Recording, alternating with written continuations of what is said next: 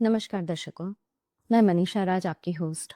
आज लेकर आई हूँ आपके बीच एक नई सीरीज को जिसका नाम है राजयोगा की टू होलिस्टिक हेल्थ। इस सीरीज में हम जानेंगे किस तरह अपनी जीवन शैली को सुधारकर एक स्वस्थ जीवन जिया जा सकता है। अपने ऊपर हम काम करेंगे, खुद को पहचानेंगे। इस सीरीज में जो हमारे साथ जुड़ने जा रहे हैं, जो दुमका के काफी प्रसिद्ध डॉक्टर पीयूष रंजन, वो ब्रह्मा कुमार है। और उन्हीं के इस ज्ञान के माध्यम से हम किस तरह से राजयोगा और साइंस को कंबाइन करके way to successful life, happy life की तरफ हम आज बढ़ेंगे। आइए इस यात्रा में आपका स्वागत करती हूँ। ओम शांति सर। ओम शांति। कैसे हैं आप? बहुत बढ़िया। थैंक यू सर, सबसे पहले तो हमारे इनविटेशन को एक्सेप्ट करने के लिए और इस शो में जुड़ने के लिए आपका बहुत बहुत स्वागत है।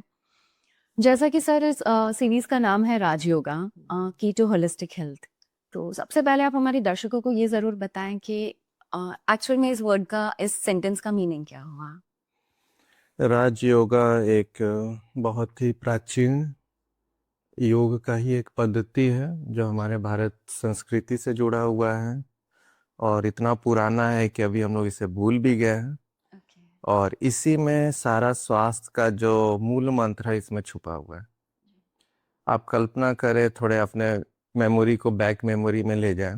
देखिए, आज से 50 साल पहले हमारे देश या विदेश में कितने हॉस्पिटल हुआ करते थे या कितनी बीमारियां हुआ करती थी। उंगलियों पर नाम होते थे बीमारियों के। और अगर 50 वर्ष पूर्व बैक में चले जाएं, तब उस समय कितनी बीमारियां हुआ करती थी।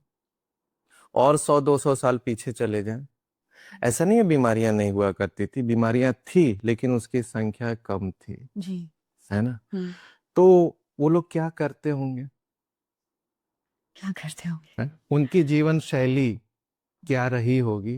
तो ये उसी को दर्शाता है। भारत जो है हमारा बहुत प्राचीन देश रहा है। जी। यहाँ की सभ्यता जो है बहुत सिविलाइज रही है। तो उस समय से जो है भारत जो है विख्यात देश के रूप में जाना गया है, चाहे शिक्षा के क्षेत्र में हो, चाहे चिकित्सा के क्षेत्र में हो। हर देश से जो स्टूडेंट्स हुआ करते थे, विद्यार्थी यहाँ पे आया करते थे शिक्षा ग्रहण करने के लिए। तो भारत में जरूर ऐसी विद्या है जहाँ पे सारे समग्र समस्याओं का समाधान उसमें छुपा हुआ है। और मैं समझता हूँ राजयोग ही ऐसी एक विद्या है जिससे सर्व समस्याओं का समाधान स्वतः ही प्राप्त हो सकता है। जैसे आपने कहा how to lead a happy life. अभी सब लोग चाहते हैं हम खुश रहें। तो मूल मंत्र है, खुश रहने के लिए 3-4 बातें आवश्यक है। जैसे स्वास्थ्य। अगर आप कितने भी आपके पास सारे धन हो, संपत्ति हो, लेकिन अगर स्वस्थ शरीर नहीं है तो आप खुश नहीं हो सकते। तो एक तो स्वास्थ्य हो जाता है। स्वास्थ्य में भी 2 कैटेगरी हो जाएगा, शरीर का स्वास्थ्य और मन का स्वास्थ्य। दूसरा आ जाता है धन। चलो स्वस्थ है लेकिन धन अगर नहीं है आपके पास में तो फिर भी आप दुखी रहते हैं, संपूर्ण सुख प्राप्त नहीं कर पाए। और फिर आ जाता है संबंध, रिलेशनशिप। आप करोड़पति भी हैं, स्वस्थ भी हैं, लेकिन आपके पास कोई संबंध नहीं है, कोई रिलेशन नहीं है, तो भी मैं समझता हूँ कि आप संपूर्ण सुखी नहीं हैं। तो to become a happy we should require health, wealth, then it's automatically will get the happiness. Health, wealth and happiness. Okay sir, happy life के लिए 3 मूल मंत्र, health, wealth and happiness. Okay sir, तो ये तीनों क्या हमें राजयोग के माध्यम से प्राप्त होते हैं सर? जी बिल्कुल। अगर इसको आप गहराई से जाने तो हेल्थ भी मिलेगा और वेल्थ भी मिलेगा, और ये दोनों आएगा तो स्वतः ही हमारा वेल्थ मॉनिटरी भी। बिल्कुल बिल्कुल।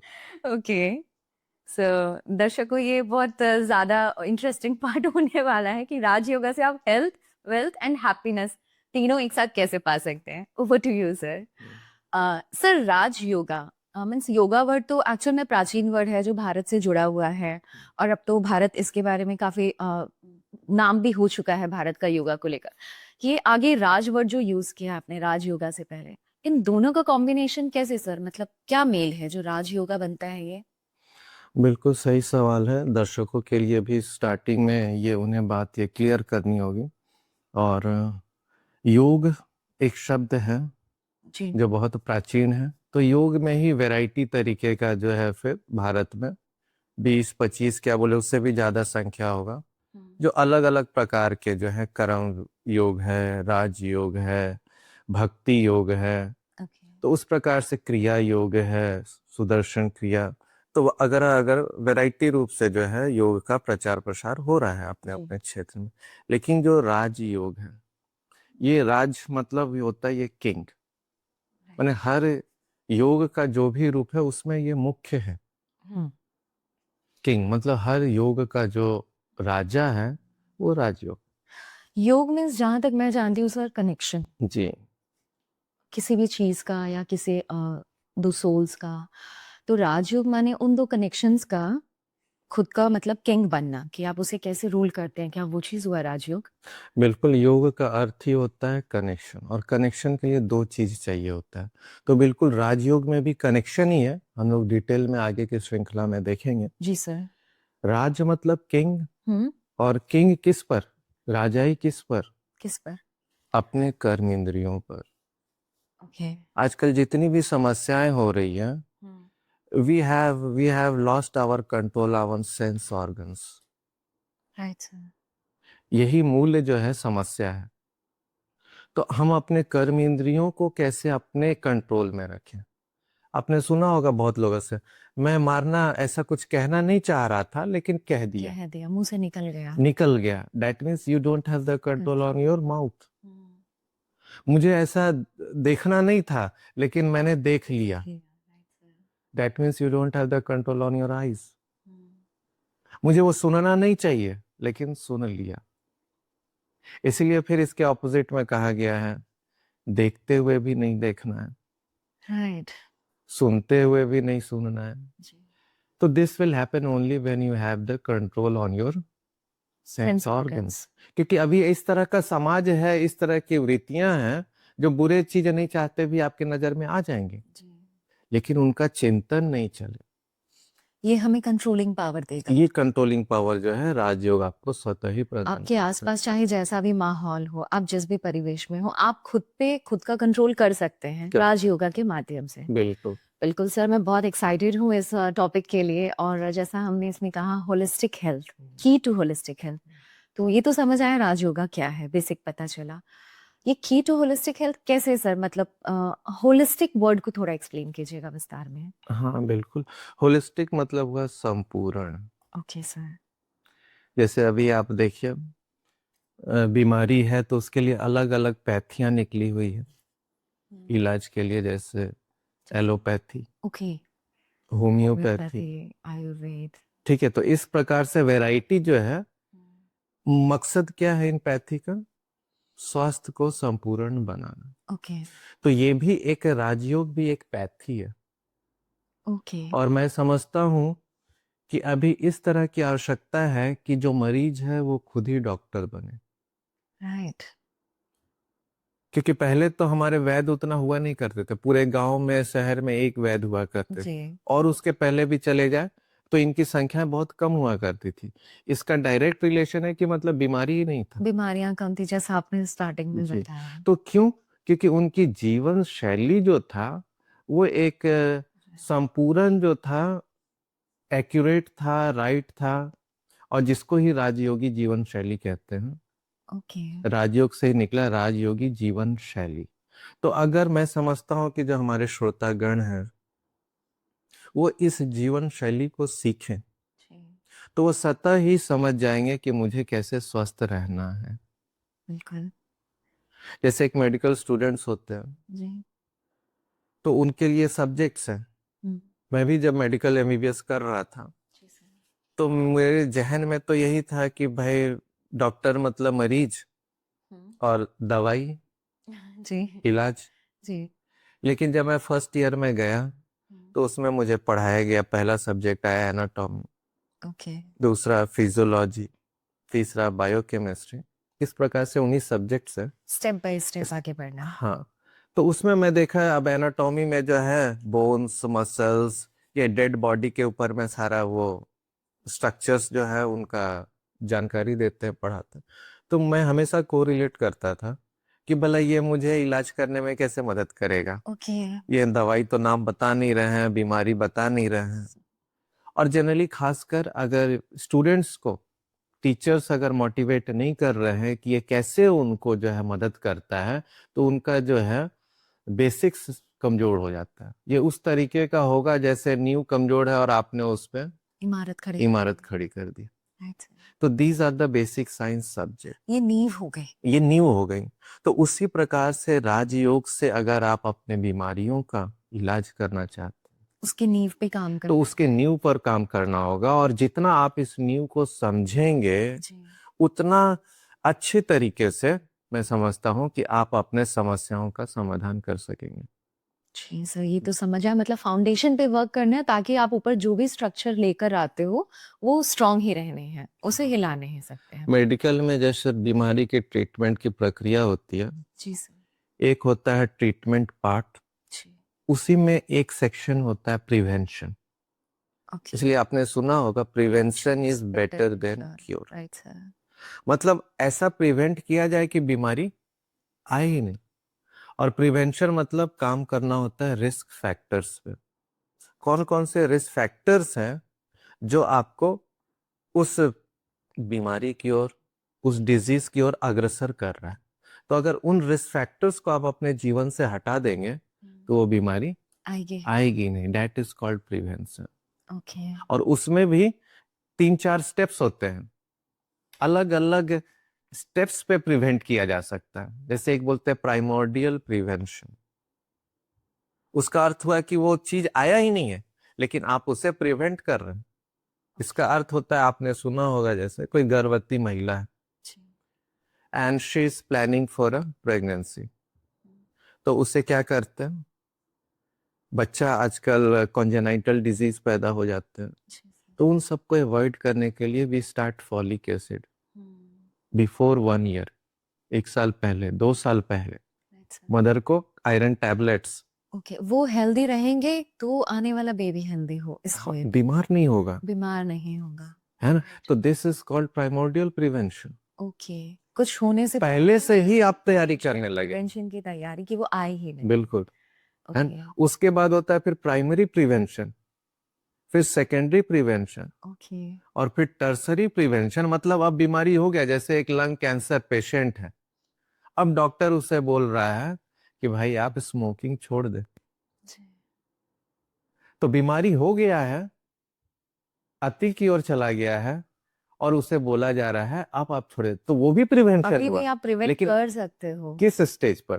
हाँ, जब वो हो चुका है। लास्ट स्टेज पे, मतलब दैट इज टर्सरी प्रिवेंशन। तो इस प्रकार से राजयोग जो है ये हमारे अलग अलग तरह का प्रिवेंशन सिखाता है, बताता है। और उस चीजों को अगर हम स्टार्टिंग से ही प्रिवेंट करने लगे तो मैं समझता हूँ बीमारी आएगी ही नहीं। Right sir. न रहेगा बांस न बजेगी। वेरी ट्रू, ना बजेगी बांसुरी। Right sir, very right. तो सर एक तरह से तो ये हो गया कि ठीक है, राज योगा हमें स्वस्थ जीवन शैली सिखाता है। अब हमारी जीवन शैली सही होगी तो डेफिनेटली जो भी हमारे लाइफ के अप्स एंड डाउन्स है उस पे हम खुद वर्क कर पाएंगे। मीन्स अगर आज के समय में जहाँ तक मैं जानती हूँ कि सब बीमार है, चाहे स्वास्थ्य शारीरिक हो या मानसिक हो, इलनेस कॉमन है, एक छोटे बच्चे से लेकर एक बुजुर्ग तक। टेंशन भी शायद एक तरह की बीमारी ही है। राज योगा से हम टेंशन भी क्योर कर सकते हैं सर? क्या ऐसा कुछ है? टेंशन, हमारे सोचने का तरीका, इस पे हम कैसे वर्क करेंगे इसमें? हाँ बिल्कुल, ये सवाल जो है, जैसे बीमारियों में जो है world health, WHO world health organisation जो है, और जो इस तरह का, तो उसमें डिवाइड किया गया। एक है कम्युनिकेबल डिजीज, दूसरा है non communicable disease. Okay. Non communicable disease क्या होगा? जैसे कम्युनिकेशन मतलब किसी के द्वारा कम्युनिकेट किया जा रहा है, फैल रहा है, ओके, जैसे कोविड था। जैसे कोविड, ओके। जैसे मलेरिया, अच्छा। जैसे टाइफाइड। टाइफाइड बैक्टीरिया से हो रहा है, मलेरिया मच्छर से हो रहा है, ओके। कोविड वायरस था उससे हुआ। तो these are categorise in the communicable diseases. कोई जंतु है उसके कारण से जो है ओके। ये बीमारियां आ रही हैं। जी सर। कोई ये गंदगी है, डिजीज। हाइजीन से रिलेटेड, तो उस प्रकार से ये बीमारी आ रही है। तो ये है स्वच्छता की बात है, इसका अलग टॉपिक है। ओके। लेकिन एक मेजर ग्रुप है नॉन कम्युनिकेबल डिजीज जैसे सर? जैसे है, ये वो डिजीज होते हैं जो लाइफस्टाइल रिलेटेड डिजीज होते हैं। ओके, लाइफस्टाइल डिजीज जिसे आज के Yeah. टर्म्स में कहते हैं हम। Blood pressure, right. Diabetes, okay, coronary artery disease, lifestyle. Any endocrinal disease, जी सर। हाइपोथायराइडिज्म। तो ये सब जितनी बीमारियां हैं, जिसे आज के शब्दों में कॉमन कहा जाता है। बीपी तो होना कॉमन है, थायराइड होना तो कॉमन है, जिसे हम कॉमन और नेचुरल वर्ड दे चुके हैं आज के टर्म्स में। बिल्कुल, ये अगर कम से कम 15 साल पहले बोलते तो थायराइड कॉमन नहीं ट्रॉमा था। था सर, अगर पता चल जाए किसी को बीपी है तो सब सदमे में चले जाते थे, बीपी कैसे हो गया, और शुगर तो बहुत ज्यादा बड़ी बात होती थी। बट आजकल तो आफ्टर 40 ये चीजें ना हो तो शायद आश्चर्य लगेगा। बिल्कुल बिल्कुल बिल्कुल। तो ये चीज है कि आजकल बीमारियां, ब्लड प्रेशर और शुगर तो हम लोग बोलते हैं ये जैसे पके हुए बाल हैं, एग्जैक्टली। कि हाँ सभी का पक ही जाता है। और पहले उम्र होती थी 40-50 के बाद, अब तो 20-25 से ही स्टार्ट हो जाता है। 15-16 से शुरू हो जाता है, 20-25 तो फिर भी बहुत डिले है। तो अपने पेशेंट्स का स्ट्रेस दूर करने के लिए कहते हैं घबराओ नहीं, ये बीपी शुगर तो पके हुए बाल हैं, एग्जैक्टली, ये तो होना ही है। होना ही है। लेकिन अगर आप ये करते हैं तो you can very easily prevent it okay. And cure it.